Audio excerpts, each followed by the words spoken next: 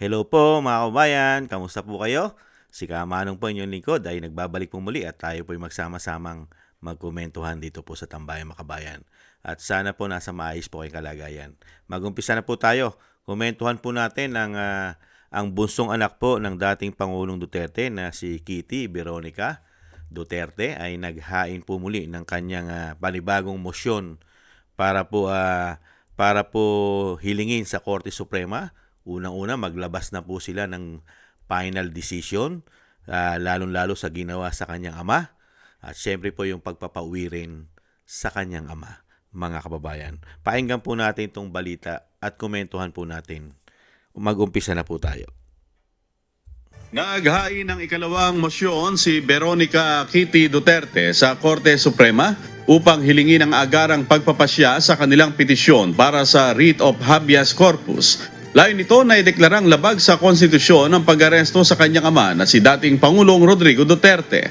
Sa nasabing mosyon, binigyang diin ang kampo ni Duterte na lumipas na ang 14 na buwan mula nang ihain ang mga consolidated petitions noong March 2025 nang walang malinaw na aksyon mula sa hukuman. Ginamit na basihan ng kampo ni Duterte ang Senate Resolution No. 44 na pinagtibay noong Marso 17 taong kasalukuyan na nagpapahayag ng suporta ng Senado sa pagprotekta sa mga Pilipino laban sa extrajudicial rendition at pagtiyak na mabibigyan sila ng sapat na panahon upang makahingi ng tulong sa mga lokal na korte bago ang anumang pagsuko sa dayuhang institusyon. Tama po yun eh. Dahil wala ka namang malalapitan sa gobyerno. Tanging Korte Suprema lang malalapitan mo sa panahon ngayon. Lalong-lalo po sa nangyayari sa pamilya Duterte. At ganun din po kay Senator Bato. At isusunod na rin daw po si Senator Bongo. At yung dating PNP chief din na si Albayalde. Wala ka namang malalapitan kasi mismo ang gobyerno po ang nagpapatapon sa iyo. Mismo ang nakaupong presidente ngayon ang pumapayag at nagbibigay po ng approval na ikaw ay ipatapon sa dahig sa ICC. Sino po ba ang huli at malalapitan po para po marisolba at mabigyan po ng tamang desisyon o paliwanag ang pamilya Duterte? Dahil hindi naman po makapagbibigay ng tamang desisyon at hindi ka naman makakuha ng pabor sa gobyerno ngayon dahil sila mismo yung nagpatapon sa tatay mo. Hindi po ba? Korte Suprema, kaya nga po ang pamilya Duterte, yan na po ang kahuli-ulihan na dahil wala ka naman naaasahan sa gobyerno ngayon dahil sila mismo ay pinupolitika yata. Hindi po ba? Makakalapit po ba para sa malalim na investigasyon ang isang Duterte sa DOJ? Sa NBI? Sige nga.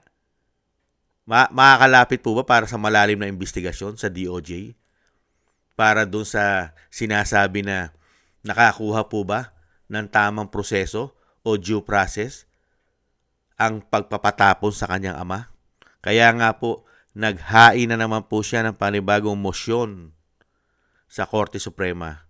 Dahil nga po napakatagal na po yung huling naghain po sila 14 months ago, isang taon na po mahigit.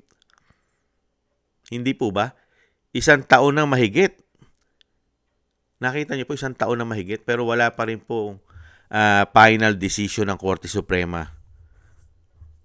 Kaya nga po naiinip na rin. Hindi lang naman po ang pamilya Duterte ang naiinip. Magdesisyon lang Korte Suprema, maunawaan na po ng pamilya Duterte at mga Pilipino kung yung ginawa ng pamahalaan ay tama at nakakuha ng due process ang dating Pangulong Duterte na ganun ba ang tamang pag-aresto sa kanyang ama? Pagbaba ng airport, dinisarmahan ang kanyang mga security at diretso ng dinala sa Villamor Air Base at hindi na pinalabas ng mga gwardyado ng mga militar, mga pulis at isang General Torre ang mismong nagpaka-korte na. Siya na mismo ang naging prosecutor. Siya na rin ang nagdesisyon sa lahat. Di po ba? Kaya nga po ang batang Duterte karapatan niya bilang kanyang ama at hindi naman po tanga at bobo itong pamilya Duterte. Dahil abogado ang kanyang ama at si Kitty naman ay nakapag-aral at may abogado rin siyang kapatid na isang vice president. Dahil pagdating po sa proseso ng batas, napakadali naman pong intindihin yan. Hindi po ba? Lalong-lalo po sa pamilya Duterte. Madali po nilang maunawaan at maintindihan ang proseso ng batas. Dahil unang-una, mga abogado nga at prosecutor pa ang kanyang ama. Hindi po ba? Ganon din ang kanyang ate ay isa ring abogado at isang vice president. Hindi po ba? Kaya nga po, pinagtatawanan lang po at binubuli ang pamilya Duterte dahil wala na raw po magagawa. Wala na nga magagawa dahil naipatapo ng dating Pangulo. Pero, yung desisyon ng Korte Suprema, napaka-importante yan para sa mga Pilipino. Napaka-importante yan sa mahigit 100 milyon na mga Pilipino ang desisyon ng Korte Suprema kahit na ipatapo na nila ang dating Pangulong Duterte sa dahig, sa banyaga, na mismo ang ating soberenya ay binastos. At pati mismo ang ating saligang batas at ang ating judicial, ang ating Korte Suprema ay nabastos ng ICC. Hindi po ba? Dahil hindi na po nakarating sa kanila yung sinasabing warrant of arrest na galing sa ICC. Hindi man lang nakita at nabasa kahit sa lower court yung sinasabi nilang arrest warrant. Hindi po ba pambabastos yun sa Republika ng Pilipinas? Kaya nga po, sana Korte Suprema maglabas na po kayo ng desisyon. Isarado nyo na po. I-final decision nyo na po. Sino po ba ang may pagkakamali? Ang may pagkakamali po ba ang dating Pangulong Duterte? O ang Pangulo ng Pilipinas sa panahon ngayon na tinatawag na bangag at bongit ng kanyang ate? Tama ba lahat ang ginawa ng Pangulo ng Pilipinas ngayon? At mali ang ginawa ni dating Pangulong Duterte? Di po ba tuldukan nyo na? Kung tama, hindi po ba? Kasi nag-iintay ang sambayan ng Pilipino mahigit 1 taon na po, 14 months. Wala pa rin po kayong desisyon. Hindi po ba napakadaling desisyonan yan para sa inyo? Kung yung proseso ba'y tumama? Nakakuha ba ng due process ang dating Pangulo? Sa loob lang ng wala pang 24 hours, ipinatapo na siya. Tama po ba yon? At tama rin po ba ang ginawa ng PNP, ng AFP, na meron pong isang dating Pangulo? Hinayaan nila na maipamigay sa banyaga na wala naman po, hindi naman po tayo saklaw nila. Hindi po ba? Pambihira. May sarili tayong soberenya. At kung sinasabi nila kinasuhan ang dating Pangulong Duterte sa ICC, bakit? Hindi ba pwede sa Pilipinas kasuhan? Dahil may sarili tayong soberenya at nagpapangsyon ng ating Korte Suprema at ang ating judicial at ang ating mga korte sa Pilipinas. Ano naman ang kinalaman ng ICC sa nangyayari sa ating bansa? Sige nga, mayamang bansa sila. Meron po ba silang makakaliwaron na may hawak na mga armas at namumundok at hinihikayat ang mga kabataan na humawak ng armas? Meron po ba doon sa kanila? At meron din po ba sa kanila na nabubuang? Marami po ba doon sa dahig?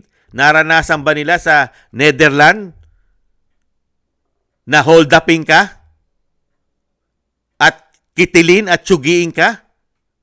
Pasukin ka sa bahay mo dahil lulong na lulong sa pulburon? Gahasain ka at tsugiin ka pa? Meron po ba sa kanila nun? Nagtatanong na si Kamanong, Alam din naman po ng Korte Suprema yan. Wala sa kanila na ganon, na isang damukan ng buwang at napakaraming mga problema ng bansa. Di po ba? Laganap ang krimen. Nandiyan pa ang makakaliwa. Wala sa kanila nun. Di po ba? Sa kanila kasing bansa, nakakalakad ka, nakakapasyal ka, umaga at gabi. Nung panahon ni dating Pangulong Duterte, na hindi pa po dinidisiplina ang mga Pilipino at hindi pa kinukontrol ang sitwasyon ng masasamang tao, nakakalakad ba tayo ng maayos sa ating bansa nung panahon ni Pinoy, lalo-lalo sa gabi?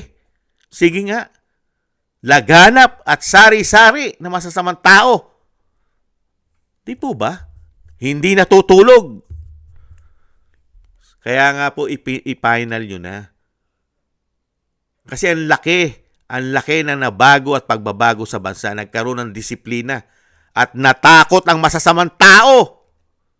Hindi po ba napakagandang halimbawa yon na ang masasamang tao ay takot? Ngayon, baliktad na po. Ang mabubuting tao na ngayon ang natatakot. Di po ba? Unbelievable. Kaya sana po, wala naman po ibang tatakbuhan ng Duterte. Di po ba? Real talk. Wala na po silang ibang tatakbuhan. Dahil mismo, ulitin ko po, ang nagpatapon sa kanyang tatay ay mismo ang gobyerno ngayon sa pangunguna ng Commander-in-Chief. Kasi kung wala naman approval ng Commander-in-Chief, hindi naman siya mapapatapon. O sino lalapitan ngayon ng mga Duterte? Pwede ba siyang lumapit sa Kongreso? Sa House of Representatives? Nakita nyo naman ang galawan doon. Sa Senado, makakalapit po ba mga Duterte? Walang power.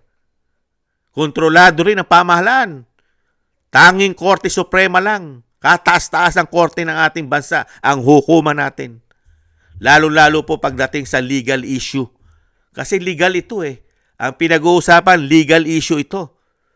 At dito natin mapapatunayan na tama o mali ang ginawang proseso sa pagkakahuli at pagkakadakip na napakabilis na ibigay ang isang dating Pangulo. Yun lang naman eh. Tuldukan nyo na po. Tapusin nyo na ang issue.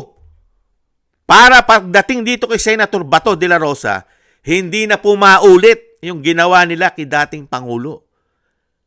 Tuldukan nyo na po. Kasi kung sasabihin nyo mali ang proseso, hindi tama ang ginawa ni General Torre at na nagsabwatan dito kasama ang Pangulo, o di mabibigyan ng tamang due process si Bato. Mabibigyan siya ng due process. Tamang proseso.